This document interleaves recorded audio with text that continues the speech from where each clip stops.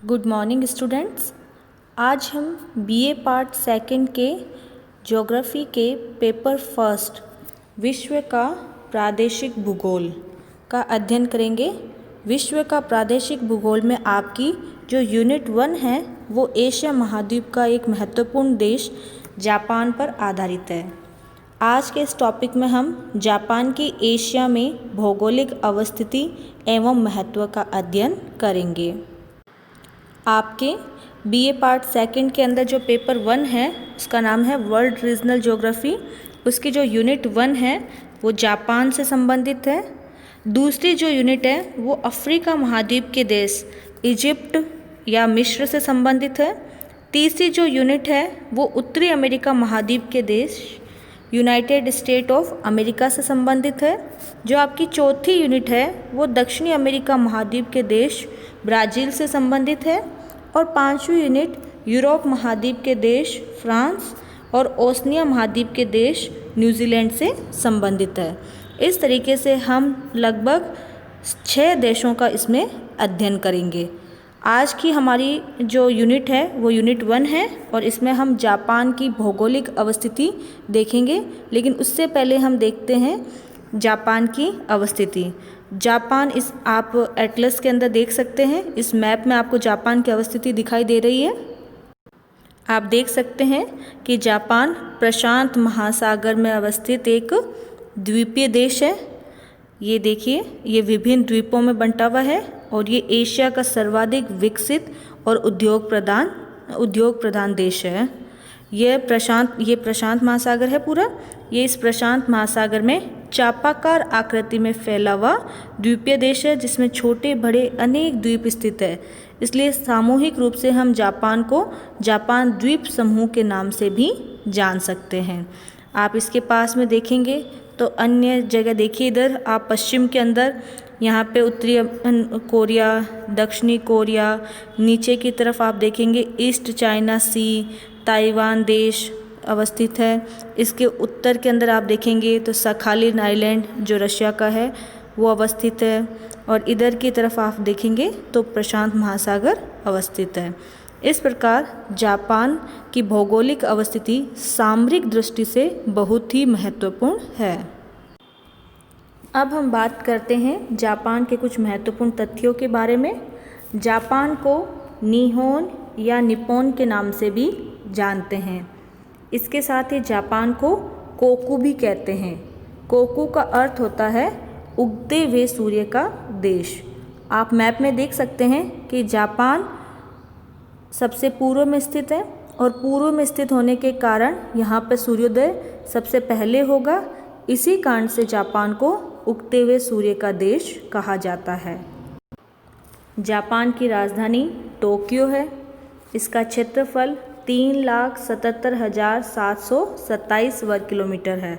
आप देख सकते हैं हमारे राज्य राजस्थान जिसका क्षेत्रफल लगभग 32 लाख है, उससे भी यहाँ का जापान का क्षेत्रफल काफ़ी कम है। जापान की यदि हम जनसंख्या की बात करें तो 2017 के आंकड़े हमारे पास उपलब्ध है। उसके अनुसार जापान में लगभग 12,74,84,450 व्यक्ति रहते हैं। जन घनत्व की बात करें तो यहाँ पे प्रति वर्ग किलोमीटर में लगभग 350 व्यक्ति रहते हैं। जापान के अंदर यदि हम जन वृद्धि की बात करें तो यह ऋणात्मक है। ये -0.21%, अर्थात जापान में युवा जनसंख्या काफ़ी कम है और वृद्ध जनसंख्या की संख्या लगातार बढ़ रही है। जापान में यदि हम जनसंख्या का कार्य देखें तो कृषि कार्य में लगी हुई जनसंख्या लगभग 5% ही है और बाकी जनसंख्या इसकी या तो सेवा क्षेत्र में कार्य कर रही है या औद्योगिक क्षेत्र में कार्य कर रही है। जापान की राष्ट्रीय मुद्रा येन है। कुछ और तथ्य देखते हैं। जापान का जो प्रमुख धर्म है वो शिंटो धर्म है। लगभग 51.82% लोग शिंटो धर्म के नियमों का पालन करते हैं, जबकि जापान में लगभग 35% लोग बौद्ध धर्म को अपनाते हैं। जापान आप देख सकते हैं एक द्वीपीय देश है। इस द्वीपीय देश में आसपास जो प्रशांत महासागर है इस प्रशांत महासागर की दो मुख्य जलधाराएं, एक क्यूरोशिवो की गर्म जलधारा और दूसरी क्यूराइल की ठंडी जलधारा जापान के तटीय क्षेत्रों को प्रभावित करती है। इसी कारण से जापान की जलवायु की कुछ विशेष विशेषताएं देखने को मिलती है। वो जब हम जापान की जलवायु पढ़ेंगे तब आपको समझाएंगे। जापान का जो सबसे बड़ा द्वीप है वो होन्शु द्वीप है। यहाँ की राजभाषा जापानी है। यहाँ का मानव विकास सूचकांक 0.903 है, अर्थात काफ़ी अच्छा मानव विकास सूचकांक हमें जापान में देखने को मिलता है। जापान का जो सबसे बड़ा उपजाऊ मैदान है उसका नाम है क्वांटो का मैदान, और यहाँ का सबसे बड़ा पर्वत है फ्यूजियामा पर्वत, जो एक प्रकार का ज्वालामुखी पर्वत भी है। जापान की भौगोलिक अवस्थिति की बात करें तो यह एशिया महाद्वीप के पूर्वी भाग में अवस्थित है और प्रशांत महासागर में यह चाप की आकृति में फैला हुआ है। यह महाद्वीप सुशिमा जल संधि के द्वारा कोरिया देश से पृथक है।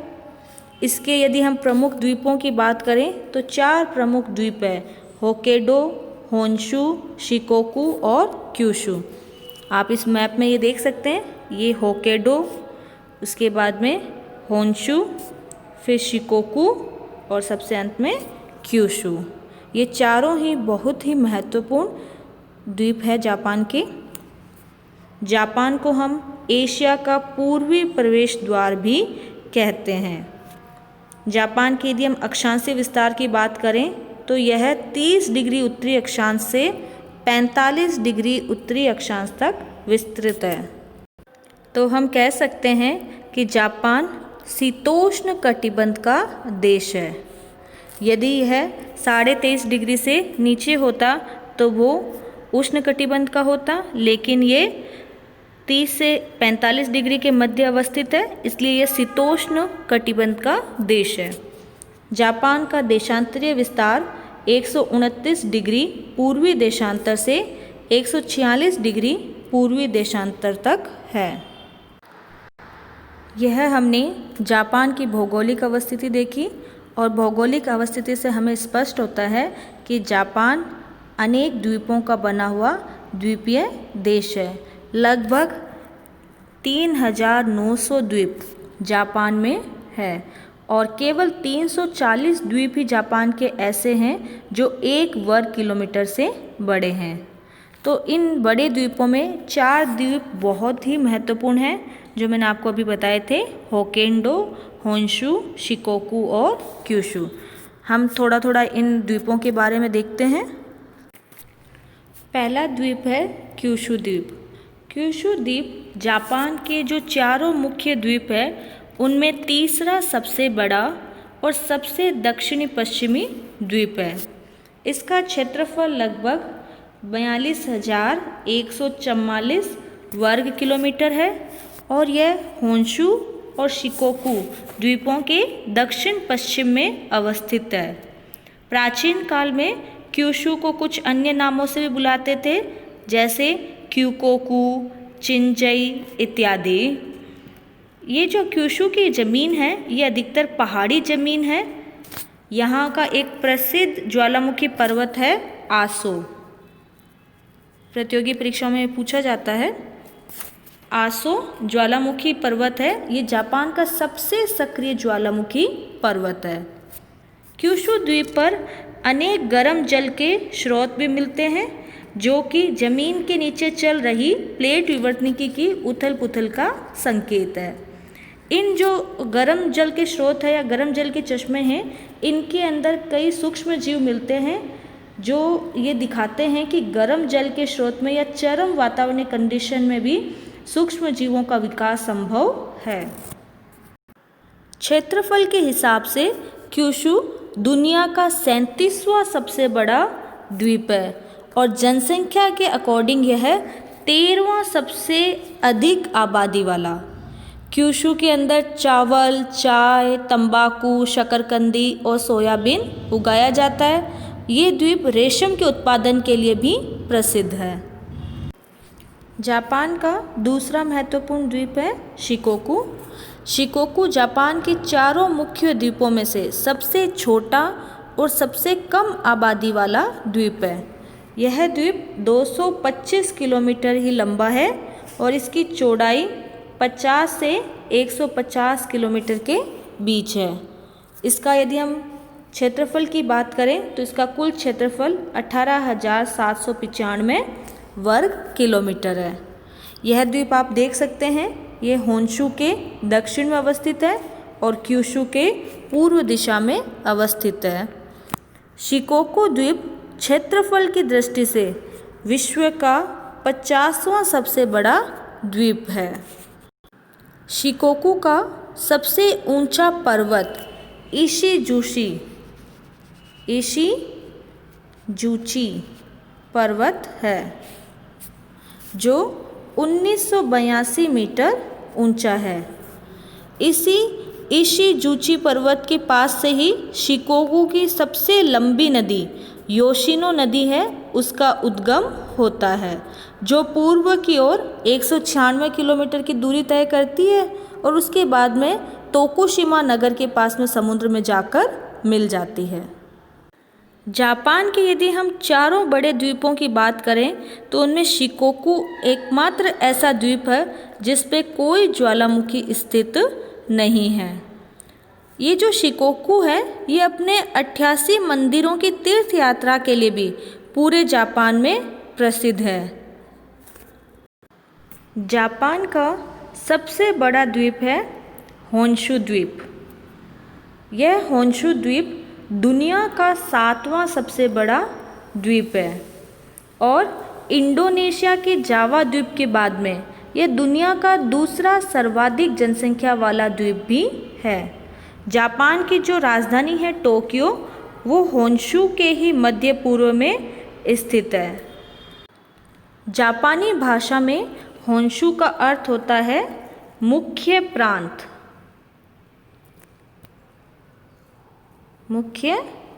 प्रांत।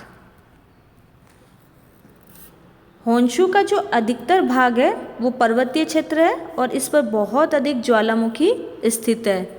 इस द्वीप पर बहुत अधिक भूकंप वगैरह भी आते रहते हैं। जापान का जो सबसे ऊंचा पर्वत है फ्यूजी पर्वत, वो होन्शु द्वीप पर ही स्थित है और फ्यूजी एक सक्रिय ज्वालामुखी है। इस पूरे द्वीप के मध्य में कुछ पर्वतीय श्रृंखलाएं देखने को मिलती है जिनको सामूहिक रूप से जापानी आल्प्स के नाम से जानते हैं। होन्शु द्वीप पर कुछ महत्वपूर्ण नदियां भी प्रवाहित होती है, जिनमें जापान की जो सबसे लंबी नदी है जिसका नाम क्या है, शिनानो नदी। शिनानो नदी होन्शु द्वीप पर ही अवस्थित है। होन्शु के मध्य पूर्व में क्वांटो का मैदान है और ये क्वांटो का मैदान कृषि उद्योग की दृष्टि से बहुत ही महत्वपूर्ण है। जापान की राजधानी जो टोक्यो है वो इसी मैदान में अवस्थित है। इसके अलावा ओसाका, कोबे, नागोया, हिरोशिमा जैसे महत्वपूर्ण नगर भी यहीं अवस्थित है। अब हम बात करते हैं जापान का जो महत्वपूर्ण द्वीप है होक्केइडो।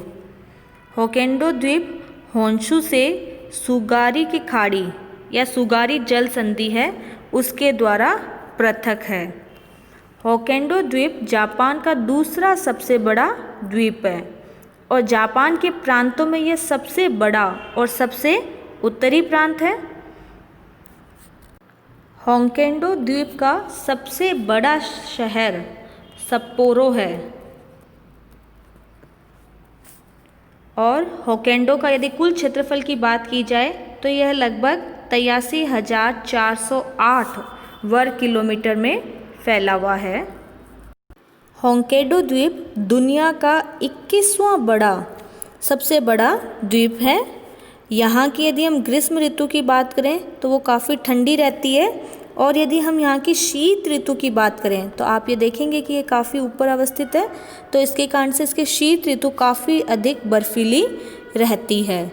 सर्दियों में यहाँ पर बहुत अधिक हिमपात होता है और हिमपात के साथ साथ यहाँ पर बर्फीले तूफान भी आते हैं। इस कारण से यहाँ पे स्कीइंग इत्यादि जो खेल है वो काफ़ी फेमस है और प्रतिवर्ष फरवरी में होने वाला यहाँ का सप्पोरो हिम त्योहार है वो पूरी दुनिया में प्रसिद्ध है। जापान के विभिन्न द्वीपों का अध्ययन करने के बाद अब हम बात करते हैं जापान का एशिया में महत्व। जापान एशिया का एक विकसित देश है।